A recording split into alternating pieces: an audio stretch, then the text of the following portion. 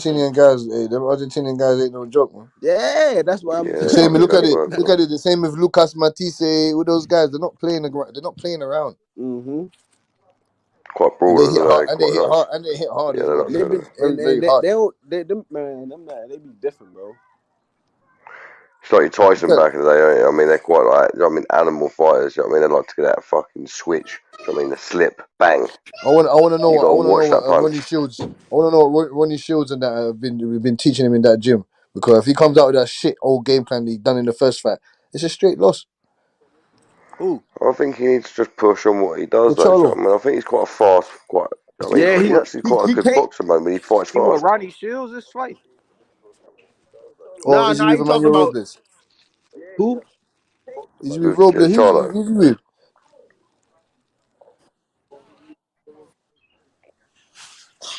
Ronnie. Yeah, he's Yeah, with Ronnie. he's Who's he still with? he's still training Charlo, yeah. Who He's Yeah. a who's top Charlo trainer, training? Ronnie Shields.